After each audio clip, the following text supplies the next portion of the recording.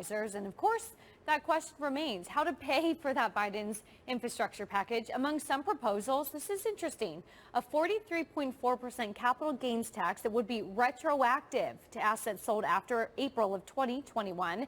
Joining us to discuss the implications, Pierre Debbas, managing partner of real estate law firm Romer Debbas. And Pierre, I guess what is more concerning, if that's the right word? Is it the retroactive part or the 43.4% part? So the retroactive component, I think, just speaks to the fact of how severe this would possibly be, because the government knows that, I can't remember the last time we had a significant increase in income or gains tax that was implemented on a retroactive basis. And I think it speaks to the fact that there'd be a tremendous sell-off of real estate assets throughout the country should this not be retroactive. And in reality, if something like this gets passed where you're almost essentially doubling gains tax rates, if the government has no other choice but to prevent a massive sell-off, but to do this.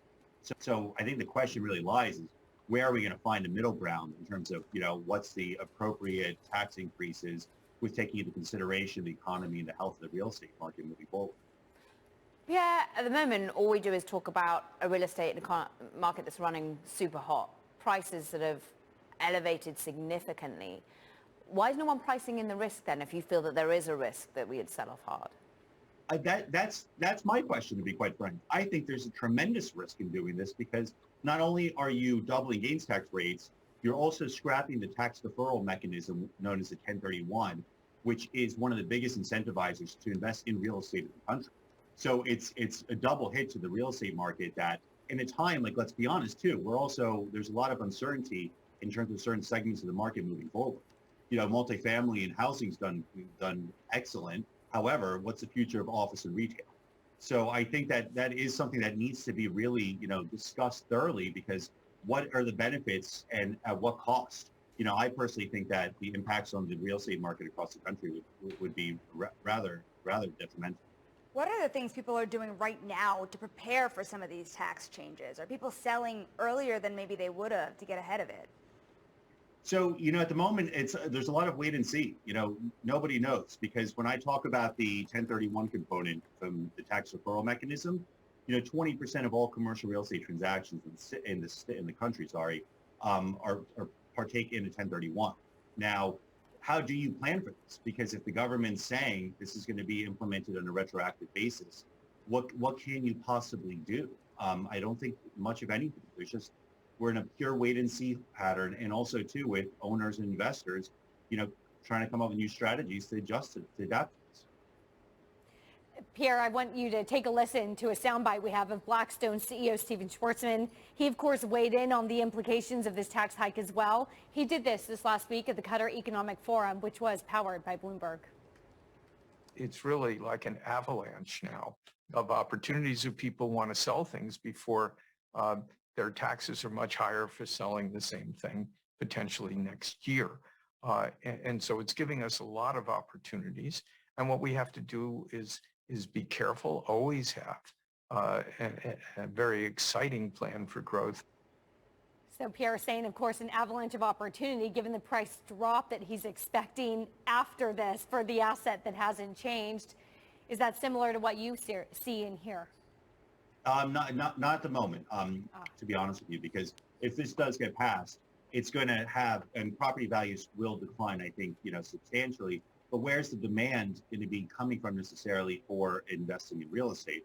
Because the way you have to look at it is that, a large part of the driving factor was the fact that you would have a beneficial gains tax treatment and then the deferral mechanism. If that's taking away, owners aren't going to be selling properties at the same pace. The whole pattern of buying in, bringing value add, improving a property, stabilizing it, and then selling it for a profit, that pattern is going to be drawn out by several years longer than it normally is, because owners, instead of paying such significant gains tax at, over 43% at some brackets, they're going to hold the properties for longer periods, pull out equity and refinancing them. And I think transaction volume is going to decline by minimum 25%. So, maybe there'll be some, distress that results out of this and some opportunities like the interview just showed. But I think at the end of the day, transaction volume and longer hold periods by investors are inevitable if this is in fact passed. Pierre, Are there any upsides? Is it that bad if perhaps we have a realignment of where value should be and an opportunity for others to be able to perhaps, well, not see this continued building of wealth among the same amount of people? Sure. You can look at it from that perspective that, if prices do come down as a result of this, it broadens the demographic of who can invest in real estate. So that definitely is one perspective. But I think, one of the things to think about too are what are the repercussions economically besides just in the real estate industry if this is passed. So when I say that, I look at the jobs that are created as a result of real estate investment and particularly the 1031. And the 1031 in terms of driving investment and development and all the service providers and other areas that it creates jobs in, accounts for roughly $34 billion of income a year. By eliminating the 1031 or revamping it in the way that's being proposed, it's going to create additional tax revenue over the next decade of roughly $19 billion. The income tax revenue far exceeds the gains tax revenue that would result in terms of scrapping this. So, I think that you also have to take into consideration not just the real estate market, but the jobs that will be lost as a result of this. Right. Pierre Debbas, that's the managing partner for Romer Debbas. Thank you so much for walking through those tax implications for us.